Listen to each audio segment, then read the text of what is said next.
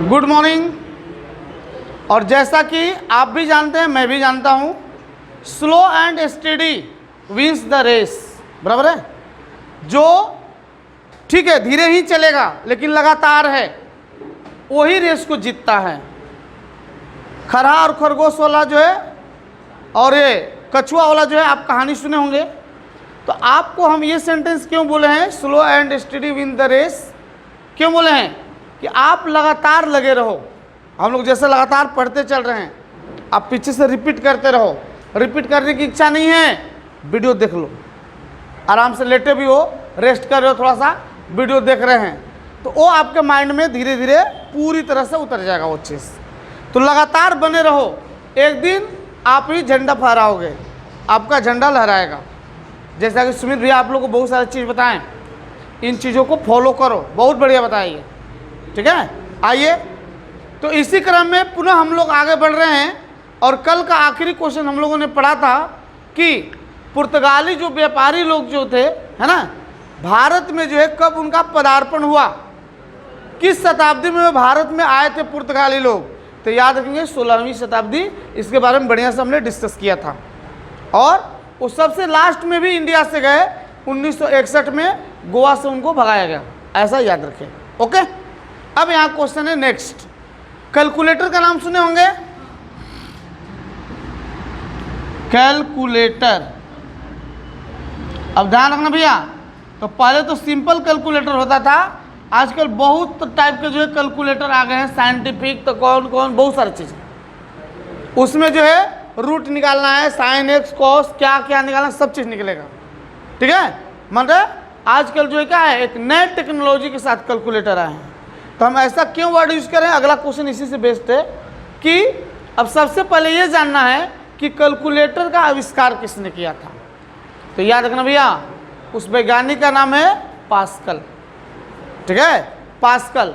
और पास्कल बोले तो ये तो कैलकुलेटर का आविष्कार किए थे, साथ साथ आप लोग याद करना, दाब का नाम सुने, प्रेशर, दाब। तो दाब का यूनिट भी होता है क्या, पास्कल। पास्कल होता है यूनिट, और भी होता है यूनिट, बार में मापा जाता है। ठीक है, वो बताएंगे अलग से। ठीक है, तो ध्यान रखिएगा कि कैलकुलेटर का आविष्कारक कौन है भाई, तो पास्कल। अब यहाँ का क्वेश्चन देखिए, कह रहा है कि 1953 में एक जो है बाइनरी इलेक्ट्रॉनिक अनुक्रम कैलकुलेटर बनाया गया था, जो एक प्रकार का क्या है, इलेक्ट्रॉनिक कंप्यूटर है। क्या है, इलेक्ट्रॉनिक कंप्यूटर है। कंप्यूटर के बारे में तो जानते ही हैं, कंप्यूटर क्या होता है, पढ़े हैं आप लोग, बचपन से पढ़ते आ रहे हैं कि computer is an electronic device. वो इलेक्ट्रॉनिक डिवाइस है जो क्या करता है, डाटा कलेक्ट करता है, स्टोरेज करता है, उसमें स्टोर भी होता है डाटा, कलेक्ट भी करता है, और हम लोग को क्या आउटपुट भी देता है। तो उसको बोलते हैं क्या, कंप्यूटर। और कंप्यूटर की बात आ गई तो ध्यान रखिएगा, कंप्यूटर का आविष्कारक माना जाता है किसको, चार्ल्स बैबेज। याद रखा, कंप्यूटर का जनक कहिए या कंप्यूटर का आविष्कारक माना जाता है किसको, चार्ल्स बैबेज। और सुनना भैया, गूगल बाबा में सर्च करोगे ना तो और वेरियस नाम मिलेगा आपको, लेकिन हम लोग जो पढ़ते आ रहे हैं अभी तक, एग्जाम में पूछते आ रहा है और आंसर सही होते आ रहा है, उसके हिसाब से हम बता रहे हैं। चार्ल्स बैबेज जो है कंप्यूटर का जनक है ना, उन्होंने आविष्कार किया था। अब एक क्वेश्चन नया पूछता है कि इलेक्ट्रॉनिक कंप्यूटर का जनक कौन है। तो याद रखेंगे जेपी एंकर्ट। याद रखेंगे इलेक्ट्रॉनिक कंप्यूटर का जनक किसको कहा जाता है, जेपी एंकर्ट। और सुनना, एक बुक में एक जगह इतनी सारी क्वेश्चन नहीं आपको मिलेंगे, ध्यान रखना। जितना कि एक क्वेश्चन आता है, बहुत सारा उसका जो है बोले थे ना, नींबू जैसा निचोड़ देते हैं, तो वैसा आपको बहुत सारे चीज़ बताते हैं।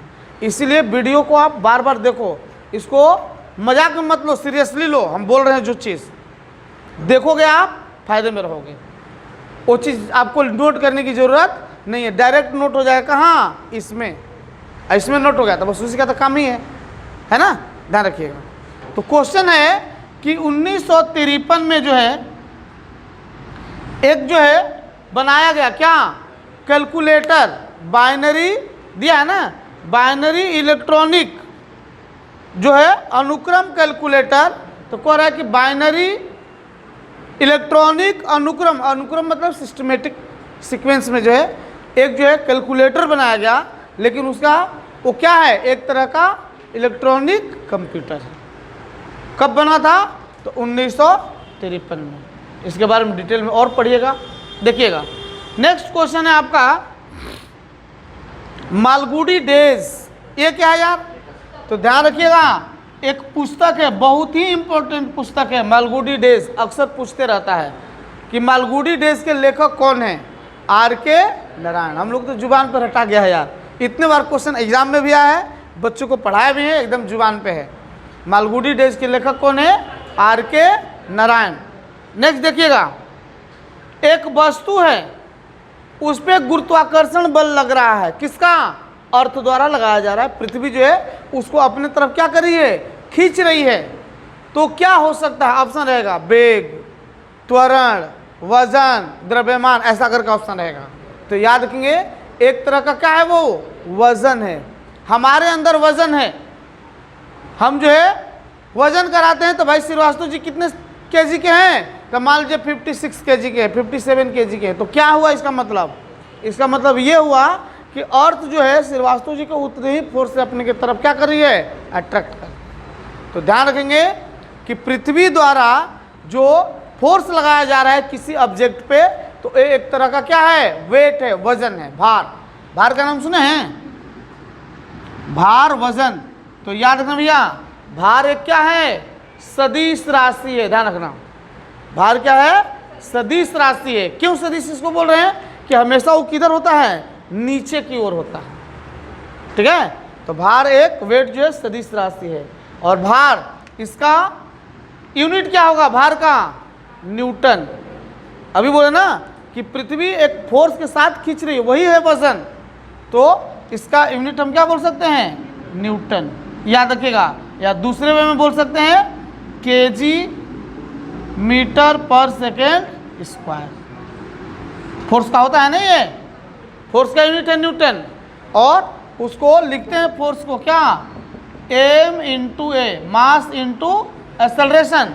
और मास का यूनिट होता है क्या, केजी, और एक्सेलरेशन का क्या होता है, मीटर पर सेकेंड स्क्वायर। कोई तकलीफ, ध्यान रखिएगा।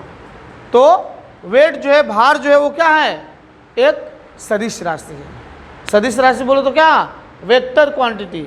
ऐसे दो दिखा रहे हैं, इसका मतलब क्या, ऐसे v बन रहा है, वेक्टर क्वांटिटी। और वेक्टर क्वांटिटी बताए हुए हैं क्या होता है, दोज फिजिकल क्वांटिटीज, वैसे फिजिकल क्वांटिटी, वैसी भौतिक राशियां जिनके लिए मैग्नीट्यूड के साथ साथ डायरेक्शन भी चाहिए। क्या चाहिए, डायरेक्शन भी चाहिए, मैग्नीट्यूड तो चाहिए ही चाहिए। उसको बोलते हैं वेक्टर क्वांटिटी, मतलब दोनों चाहिए। ऐसे दो भी आ रहा है और ऐसे v भी आ रहा है, वेक्टर क्वांटिटी, सदिश राशि। ओके, नेक्स्ट आइए, बढ़िया क्वेश्चन है। हम लोग जो है मोबाइल जो है फोन का यूज करते हैं सभी लोग, ठीक है। अब मोबाइल का आविष्कारक कौन है, कोई बताएंगे, हाँ, मार्कोनी। एक बार सुनिएगा, देखिएगा बढ़िया से। और एटीएम का आविष्कारक कूपर, कूपर, एक बार सर्च मारिए, कूपर, रॉ करके नाम है, कूपर। ये देखिएगा, तो अभी आपको बता रहे हैं मोबाइल, मार्टिन कूपर, ठीक है। किसका है, मोबाइल का, यही तो बोले हैं हम।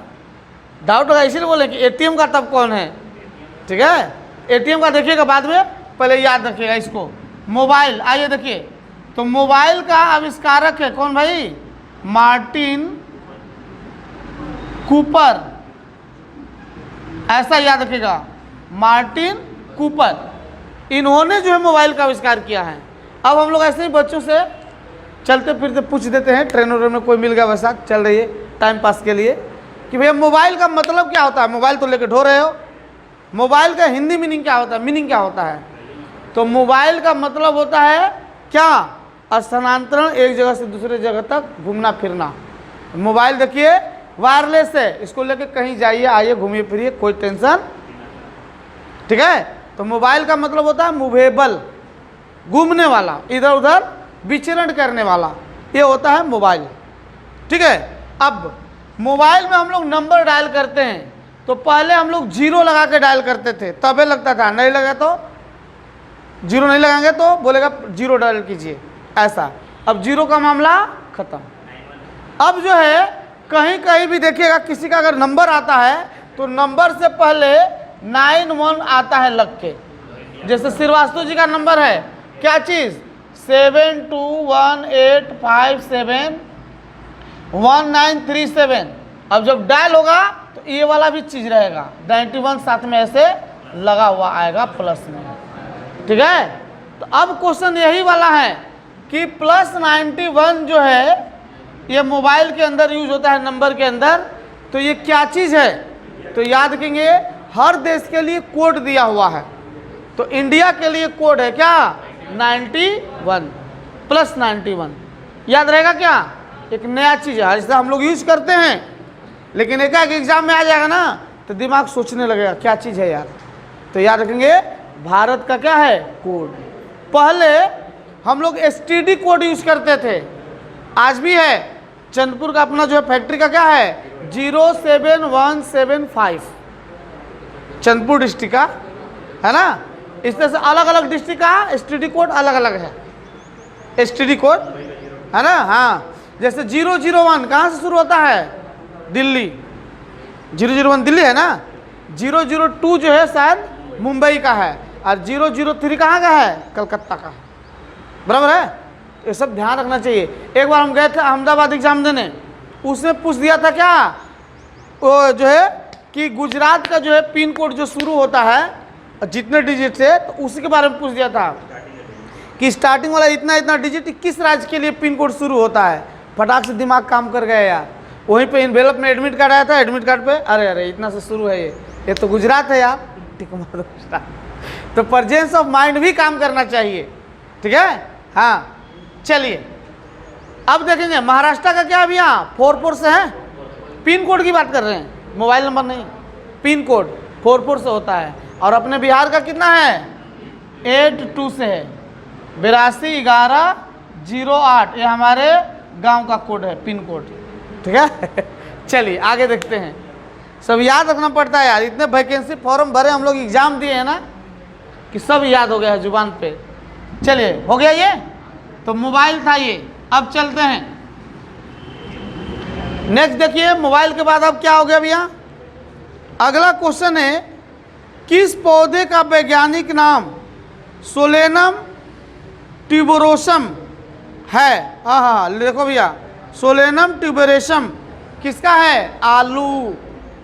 और जब तक रहेगा समोसे में आलू और तब तक रहेंगे बिहार में लालू। गलत हो गया, अब कहाँ है लालू, ठीक है। अब नीतीश बाबा चल रहे हैं, नीतीश भैया चल रहे हैं, बराबर है। हाँ एक बार ये गाना चला था, ठीक है। अब सुनिएगा, आलू, आलू आ गया तो भैया मजेदार चीज़ है। और कोई सब्जी नहीं है तो भैया आलू रहे घर में, सब्जी बन गया नहीं। और आलू ऐसा चीज़ है क्या है, यूनिवर्सल। जैसे आप एटम में, मोलेकुल में, तत्व में जो है कार्बन का सुने हैं नाम, कार्बन हर जगह विद्यमान है, तो आलू भी हर घर में विद्यमान है, ठीक है। सबके घर में आलू मिलेगा, कुछ नहीं तो आलू तो पक्का मिल जाएगा। आलू प्याज रहना चाहिए, खाना बन जाएगा अपना, कोई टेंशन नहीं है, ठीक है। हाँ तो आलू। अब यहाँ क्वेश्चन भी आ, हंसी मजाक में तो ले लिए आलू।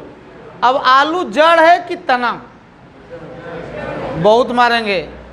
आलू जो है तना है, तना। एक बार सर्च मारिए, अगर डाउट हो तो सर्च मारो। आलू क्या है, देखो आलू का जो फसल जो होता है ऐसा, इसमें पत्ती वगैरह लगता है ऐसा मान लीजिए, है ना। और यहाँ पे मान लीजिए आलू ऐसे बैठता है, इसमें ऐसे जड़ ऐसे निकला रहता है ऐसा अलग से, ठीक है। तो ये देखो कि आलू तना है कि जड़ है, देखो श्रीवास्तव सही बताया।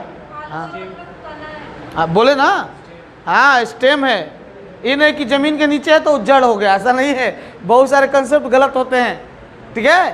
तो हमने जो बताया वो ध्यान रखिएगा। आलू क्या है, तना। हमेशा जिंदगी भर याद रखिएगा। कैसे, सुनना कि आलू से देखिएगा, आलू को हम लोग इसमें आँख बोलते हैं, आँख रहता है, वहाँ से फिर जड़ और ये ये निकलता है जब हम आलू को बोते हैं तो सीधा सीधी रखना कि आलू जो है क्या है, जड़ नहीं हो, क्या है, तना है, स्टेम है।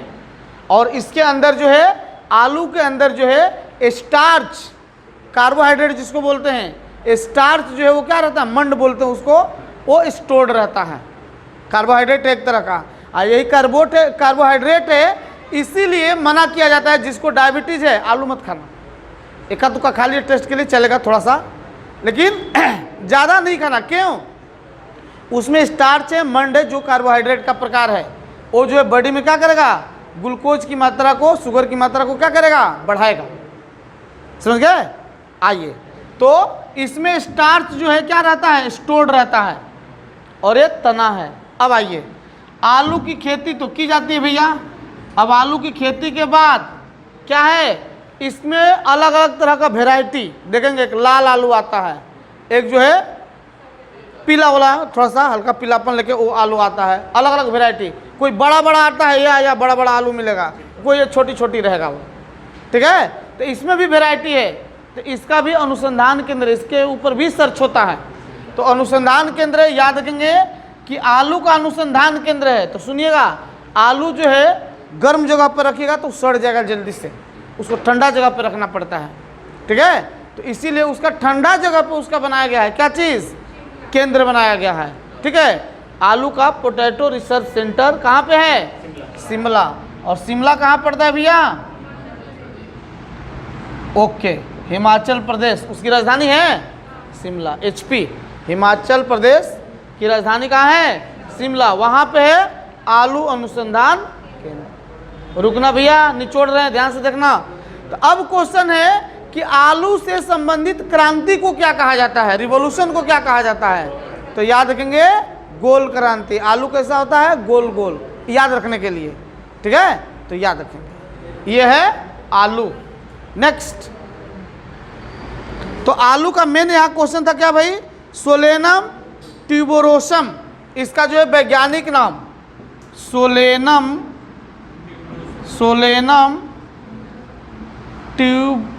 ट्यूबेरोसम, ये याद रखिएगा, हमको भी याद नहीं था, ठीक है। पहले जब बोटनी पढ़े थे 12th में, उसमें याद था, है ना, अभी भूल गया था। सोलेनम ट्यूबेरोसम क्या है, आलू का वैज्ञानिक, ठीक है, ओके। नेक्स्ट देखिए, अगला क्वेश्चन है, वीवी पारा क्या है। ये लो, नया नया चीज आ रहा है। धमनियाँ जो जिंदा पैदा होती हैं, इसका मीनिंग नहीं समझ पा रहे हम भी। वीवी पारा क्या है, धमनियाँ जो जिंदा पैदा होती हैं, इसका मीनिंग क्या है। चलिए इसके बारे में सोचेंगे, अपने को भी जब तक क्लियर इधर से इशारा नहीं मिलता है बताने के लिए नहीं बता पाते हैं। ओके, इस क्वेश्चन को स्किप कीजिए, अगला क्वेश्चन देखते हैं, उसके बारे में सीखना पड़ेगा, जानना पड़ेगा। अगला क्वेश्चन है, लो, सिक्किम भारत का राज्य कब बना। आ जा भैया, सिक्किम, और सिक्किम बोले तो आ जाइए, सिक्किम। अब भैया सबसे पहले तो है कि सिक्किम की राजधानी कहाँ है, गंगटोक। अब सुमित भैया को फंसा रहे हैं, फंसा क्या रहे हैं भैया, तो गंगटोक सिक्किम की राजधानी है। तब बताइएगा कि क्षेत्रफल की दृष्टि से हमारे देश का सबसे छोटा राज्य कौन सा है। हाँ, बच गए, ठीक है। क्षेत्रफल के हिसाब से है कौन, गोवा, लेकिन जनसंख्या के मामले में हमारे देश का सबसे छोटा राज्य सिक्किम। लेकिन भैया एक बार सुन लेना, इसको जो है करेंट क्वेश्चन में आप मैंने ये क्या करिएगा, अभी प्रेजेंट में देख लीजिए, कुछ राज्य जो है बने हैं ना, तो मेन हो सकता है कि उसमें भी कोई राज्य छोटा हो गया हो। ये करंट थोड़ा सा देख लीजिएगा आप लोग। ऐसे अभी तक हम लोग यही जाना है कि सिक्किम जो है हमारे देश का सबसे छोटा राज्य है, किस मामले में, जनसंख्या के मामले में। और सिक्किम हमारे देश का कौन सा राज्य, 22वां राज्य है, जो कब गठित हुआ, 1975 में। कोई दिक्कत। अब सिक्किम में जनजातियां कुछ पाई जाती हैं, लेप्चा जनजाति कहाँ पाई जाती है, सिक्किम। और भी कुछ क्वेश्चन आया था यार बताने के लिए, माइंड से स्लिप हो रहा है। और सिक्किम से रिलेटेड और भी क्वेश्चन था, अभी आया था कि बताएं आपको, भूल गए। ठीक है, तो ध्यान रखिए कि सिक्किम जो है हमारे देश का 22वां राज्य है। इसका गठन कब हुआ था? तो याद रखेंगे 1975 में, बराबर है। अब क्वेश्चन पूछेगा कि सिक्किम से जो है लोकसभा के लिए कितने सीट होते हैं, यही क्वेश्चन दिमाग से स्लिप हो रहा था। लोकसभा में सिक्किम से कितने सीट होते हैं? तो शायद 1 सीट है, इसको कंफर्म कर लीजिएगा। कुछ राज्य हैं वहाँ से 1-1 सीट है केवल लोकसभा के लिए, तो शायद 1 सीट है। अभी बढ़ घट गया है, क्या है देख लीजिए एक बार फिर से। ठीक है, तो ये है हमारा राज्य सिक्किम। नेक्स्ट देख लीजिए, अब है एक क्वेश्चन और पढ़ा के छोड़ देंगे आपको, टाइम हो गया। हाँ बोलिए। अच्छा, एक क्वेश्चन छूट गया। मेक इन इंडिया का प्रतीक किसका है? अच्छा, किससे बना हुआ है, बराबर है। हाँ, तो मेक इन इंडिया का बताए थे कि लोगो जो है वो क्या है? शेर है, बताया था ना। मेक इन इंडिया का लोगो क्या है? शेर है। ऑप्शन में रहेगा शेर, चीता, बाघ, ऐसा करके रहेगा। तो बच्चे कंफ्यूज हो सकते हैं कि हमारे देश का राष्ट्रीय पशु क्या है? बाघ, पैंथेरा, टाइग्रिस, नहीं, तो भटक सकते हैं बच्चे। लेकिन याद रखिएगा, make in India Modi ji के समय में शुरू हुआ है ना, और उसका लोगो क्या है? तो शेर है, लायन। ओके, अब यहाँ का क्वेश्चन क्या है, कह रहा है कि मेक इन इंडिया का जो लोगो है वो किसका बना हुआ है? तो दिया है कोक्स से बना हुआ है, शेर। कोक्स, कोक्स क्या होता है यार? सुनिएगा, शेर, इसी में नाम में ही आ गया। क्या किसका बना हुआ है? कोक्स का। कोक्स से बना शेर।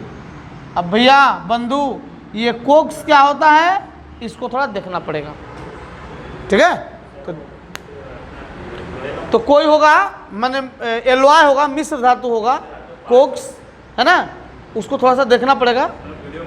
अब ठीक है, बता दीजिएगा थोड़ा। तो ध्यान रखेंगे कि जो लोगो है मेक इन इंडिया का, जो शेर है ना, वो किसका बना हुआ है? कोक्स का बना हुआ है। कोक्स का है, नेक्स्ट वीडियो में हम थोड़ा सा स्टडी करके आपको बता देंगे। ठीक है, तो आज की सेवा यहीं पे संपन्न होती है। आप खूब खूब खुशहाल रहिए, इसी तरह से आगे पढ़ते रहिए, बढ़ते रहिए। धन्यवाद, आपको बहुत बहुत दिन शुभ हो।